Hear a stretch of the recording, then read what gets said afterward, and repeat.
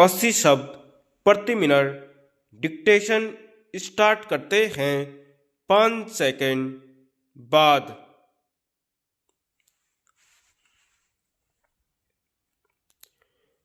महोदय, दूसरा बड़ा प्रश्न मूल्य वृद्धि का है। हम मूल्यों की स्थिति के बारे में चुपचाप नहीं बैठे रहे हैं। हम ऐसा कर नहीं सकते। मुझे उस गहरे कष्ट का पूरी तरह एहसास है जो मूल्य वृद्धि द्वारा सभी को, विशेषतः कमजोर वर्गों जैसे खेतिहर मजदूरों, बंदी आय वालों आदि का होता है। लेकिन जो लोग भय का संचार करने की कोशिश करते रहते हैं, उनके कथनों से हमें अपना विवेक नहीं खो देना चाहिए। वे मूल्य वृद्धि को तीव्र मुद्रास्फीति की भूमिका मानते हैं। हमें तथ्यों को सही ढंग से समझना होगा। हमें जानना होगा कि वास्तव में किन कारणों से कितनी वृद्धि हुई है। 2 दिनों के आंकड़े मेरे पास हैं।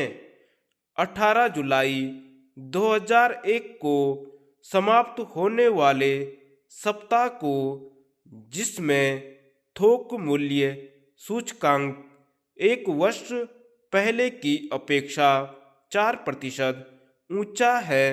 दूसरे आंकड़े 25 जुलाई को समाप्त होने वाले सप्ताह के हैं और इनमें थोक मूल्य सूचकांक गत वर्ष की अपेक्षा अधिक है।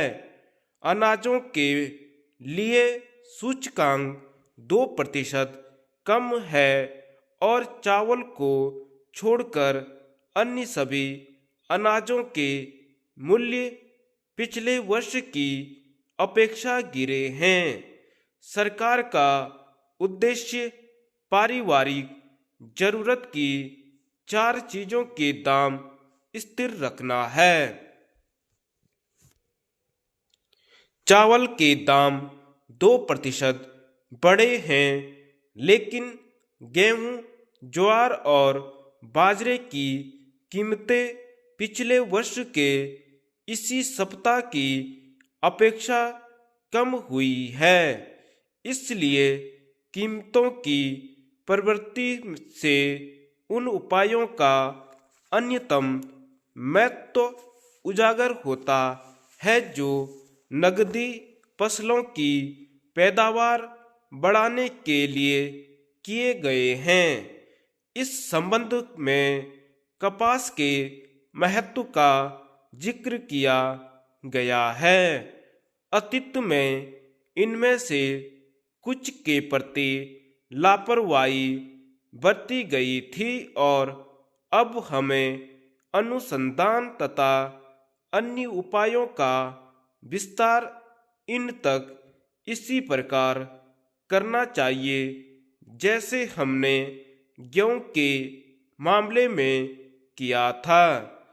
अगर हम अपने प्रयास शिथिल न करें तथा कृषि उत्पादन में उपलब्ध उन्नति की गति को बनाए रखें तो स्थिरता के साथ विकास का लक्ष्य हमारी पहुंच में होगा।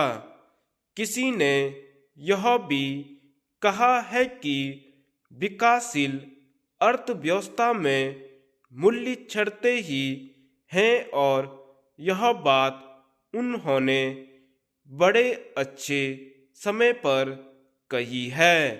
हम देखते हैं कि मूल्य वृद्धि भारत में ही नहीं बल्कि आज विश्व में इसे सभी जगह देखा जा सकता है। इसके साथ ही हम उपभोक्ताओं के लिए मूल्य कम रखना चाहते हैं।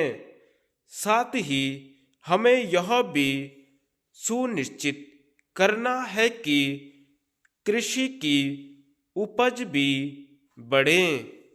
धन्यवाद।